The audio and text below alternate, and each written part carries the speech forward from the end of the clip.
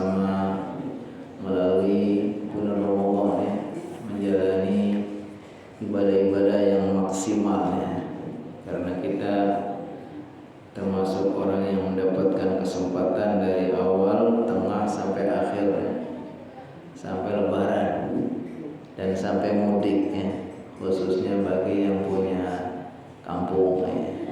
Karena kampung saya kampung Serap ya, jadi mudiknya ke kampung Serap. Di sini kampung Suku Tamu ya. Ya, kampung apa ini? Kampung Cikupa ya. Ya. Ala kulli hal, insyaallah semuanya Allah senantiasa ridhoi berkahi. Di antara yang kita harus syukuri adalah Allah berikan kita taufik dan hidayah untuk menyambung kembali amal soleh kita, nyambung kembali ngaji kita. Menurut para ulama, di antara tanda suatu amal itu diterima manakala orang yang beramal itu Allah berikan istiqomah. Istiqomah artinya ya terus gitu ya, berlanjut gitu ya. Artinya ketika Allah berikan kepada kita kemampuan taufik untuk menyambung kembali amal-amal kita, mudah-mudahan pertanda bahwa amal-amal kita yang kita lakukan itu Allah berkenan menerima. Tidak merasa puas kemudian udah mencukupkan diri, udah deh kan Ramadan udah maksimal banget nih, siangnya puasa, malamnya sholat, baca Quran, sedekah, pokoknya udah ya. Maka udah banyak, udah berarti udah off saja ya. Nanti aja kalau ada ketemu Ramadan lagi ya. Kalau yang seperti itu tandanya tidak istiqomah kan? Makanya ulama menasihati kun Rabbaniyan wala takun Ramadhaniyan. Jadilah kamu hamba yang Rabbani, yang baiknya, solehnya, dekatnya kepada Allah itu ya kapan saja, di mana saja. Karena Tuhan di bulan Ramadan dengan Tuhan Syawal dan seterusnya, ya itu juga Tuhan Allah ya. Harusnya kita istiqomah. Wala takun Ramadhaniyan, janganlah jadi hamba yang Ramadhani, baiknya, solehnya, rajinnya kalau bulan Ramadan. Ya, jangan kayak gitu ya. Maka insya Allah ya, kata Allah SWT, hal jazaul ihsani illal ihsan. Tidak ada kebaikan itu, amal-amal soleh, melainkan akan dibalas dengan amal soleh. Makanya kata Syekh Hasan Basri, beliau mengatakan min jazail hasanat al hasanatu ba'da. Di antara balasan dari kebaikan-kebaikan itu adalah kebaikan-kebaikan berikutnya. Sebagaimana min uqubatis sayyi'at as-sayyi'atu ba'da. Sebagaimana balasannya, sanksi dari keburukan-keburukan itu adalah keburukan berikutnya. Karena kebaikan akan membuahkan kebaikan, keburukan membuahkan keburukan. Jadi mereka itu al-arwahu junudun mujannadah. Ruh-ruh itu akan berkumpul sama dengan jenisnya. Yang baik ya senangnya sama yang baik gitu ya.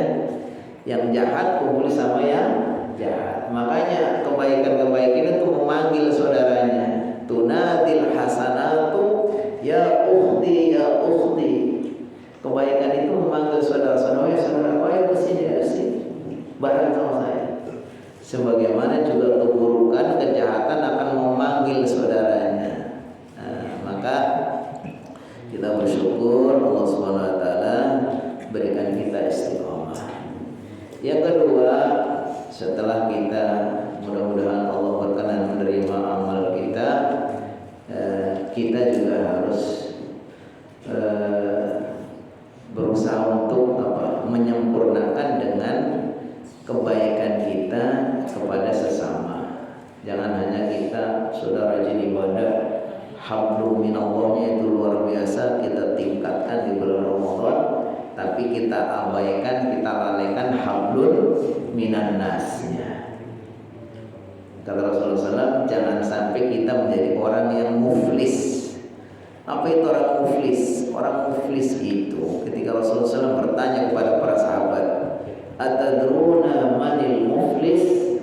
Jadi Nabi Muhammad bertanya kepada para sahabat, tahukah kalian siapa itu orang yang bangkrut? Kan? Sahabat terlalu menerka-nerka menjawab, ya Rasulullah, al-muflis man la dirham wa la dinar wa la mata'. Ya, yang namanya orang bangkrut itu yang tidak punya dinar, nggak punya dirham, ya, bokek gitu ya. Terus kata Rasulullah, bukan. Orang muflis, orang bangkrut yang sebenarnya itu kata beliau, man ya'ti yaumul qiyamah bi sholatin wa siyamin wa zakatin. Orang yang nanti menghadap Allah datang di hari kiamat membawa pahala sholat, pahala puasa, pahala zakat, pahala baca Quran, banyak pahalanya dibawa semua waktu di dunia rajin ibadahnya. Walakin tetapi dia apa? Syatama hadza wa qadhafa hadza wa daraba hadza wa aqlama hadza. Tapi sayang dia itu memaki si ini, mencaci si ini, menzalimi si ini, memakan hartanya ini, ya kan? Banyak kesalahannya sama sesama, ya. Dia belum sempat minta maaf sudah mati, belum menyelesaikan hak-haknya dan kewajiban-kewajibannya kepada sesama, dia sudah mati. Sehingga apa, nanti di akhirat bisa bangkrut. Kenapa bisa bangkrut? Karena pahala-pahala yang dia lakukan di dunia ini, terus juga dosa-dosa yang dia lakukan di dunia ini kepada sesama itu lebih banyak dosa-dosanya. Nanti di akhirat orang-orang yang belum terselesaikan urusannya, belum terbayarnya, kita belum minta maaf, datang kepada Allah.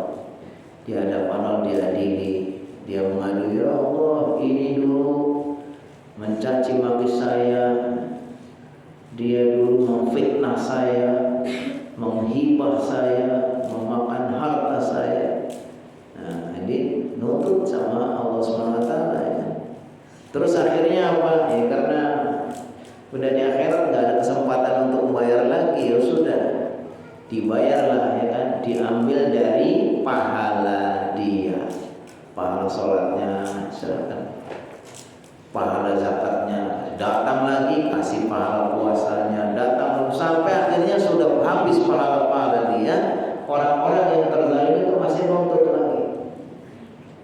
Akhirnya datang lagi, ya Allah, dulu ini dulu menzalimi saya, memfitnah saya, mau diambilin pahalanya, udah habis.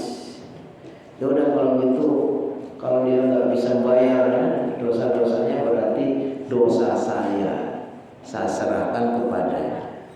Jadi pahala dia habis, tapi malah dapatnya dosa dari dosa-dosa. Nah, itu orang yang bangkrut. Makanya kemudian salah satu ijtihad dari para ulama, ya kan, kita sebaiknya urusan kehidupan ini, seserawungan antara sesama, ya orang bahasa kerennya dosa interaksi kita dengan sesama itu memang harus diselesaikan. Bukan hanya kita baik hanya kepada Allah, hablum minallah, tapi juga kita harus baik hablum minannas. Makanya kita di samping selalu berdoa mudah-mudahan amal kita diterima, kita juga harus saling membuka hati, membuka diri untuk saling memaafkan. Kecuali utang. Kalau utang nggak bisa langsung ya sah-sah aja ya, maaf gitu. Utangnya langsung lunas, ya enak kalau gitu ya. Ya kalau utang ya harus dibicarakan dulu, selesaikan, ya kan. Nggak bisa, kalau mungkin kalau salah kata apa gitu, ya mungkin bisa lah gitu. Tapi kalau utang ya harus diselesaikan, kan, dibayar dulu, ya. Kecuali sampai Nabi Muhammad SAW itu mau menyolatkan mayat aja nggak mau karena dia masih punya hutang. Sampai ada orang menjamin, ya sudah ya Rasulullah SAW, hutang dia saya jamin, nah, baru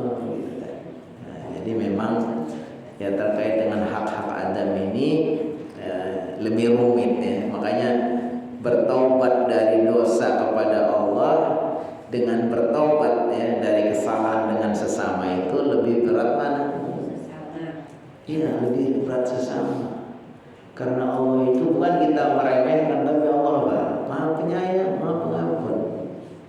Nabi ibadi anni anal ghafurur rahim. Sampaikan kepada hamba-Ku, saya ini Maha Pengampun, Maha Penyayang. Walaupun juga kalau dia mau minta ampun, nggak mau disayang, ya wa anna adzabi huwal adzab, dia disiksa juga sama Allah. Tapi secara umum, ya Allah itu lebih sayang memudahkan kita untuk mendapatkan kebaikan daripada kita mendapat dosa. Kalau kita berbuat baik itu 1 kali kebaikan, minimal Allah kasih 10 kebaikan, pahalanya 10 kali lipat.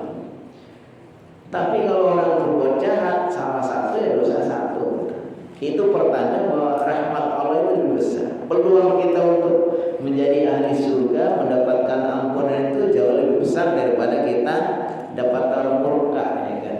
Karena kebaikan dibalas 10 kali, kejahatan hanya dibalas sekali, gitu kan? Apalagi kalau kita membaca surat apa itu, ayat surat Az-Zumar itu yang disebutkan oleh para ulama sebagai ayat yang paling memberikan harapan. Qul ya ibadiyalladzina asrafu ala anfusihim la taqnatu min rahmatillah innallaha yaghfiru dzunuba jami'a. Katakan kepada hamba-hambaku yang melampaui batas, yang banyak sekali dosanya, kan? La taqnatu min rahmatillah, jangan putus asa dari rahmat Allah.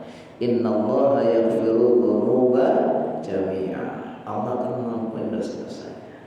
Tapi dosa-dosa yang langsung kepada Allah. Kalau dosa dengan sesama, ya tetap harus selesaikan dulu. Makanya kalau orang dosa kepada Allah, taubatnya cukup dengan 3 syarat, ya kan? Syarat yang pertama apa? Harus ada menyesal, an-nadam. Kata Imam Nawawi itu penjelasannya dalam kitab Riyadhus Shalihin atau syarahnya. Pertama harus ada penyesalan. Yang kedua, al-azmu alla ya'uda ilaihi abadan. Kedua, harus punya tekad nggak akan mengulang lagi dosa yang sama, ya kan?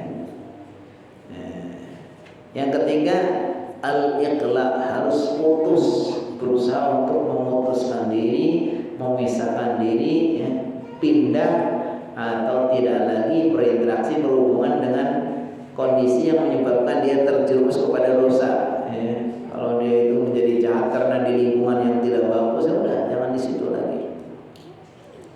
Nah, itu kalau bertobat dosanya kepada Allah. Tapi kalau dosanya kepada sesama, salahnya kepada sesama, ditambah 1 lagi, harus dihalalkan dulu, harus diselesaikan dulu. Kalau dia menzalimi, minta maaf dulu, ya kan? Kalau dia pernah memfitnah, diselesaikan dulu. Kalau dia pernah mengambil haknya dikembalikan dulu, dihalalkan dulu. Baik, ya, ini 2 hal yang sangat penting. Kita selalu bermohon mudah-mudahan ibadah-ibadah kita Allah Subhanahu wa taala berkenan menerima. Dan yang kedua, kita selalu membangun muamalah, ya, komunikasi dengan sesama, ya, yang sangat baik, ya. Karena Islam ini diantara bentuk kesempurnaannya itu tidak cukup baik kepada Allah saja, tapi juga harus baik kepada sesama. Duribat alaihim wadillatu aynama thuqifu illa bihablin minallah wa hablin minan nas. Ya, kita harus baik hubungannya dengan Allah, memperbanyak ibadah, beramal saleh kepada Allah. Tapi tidak kalah penting juga kita berbuat baik dan di dalam berinteraksi dengan sesama.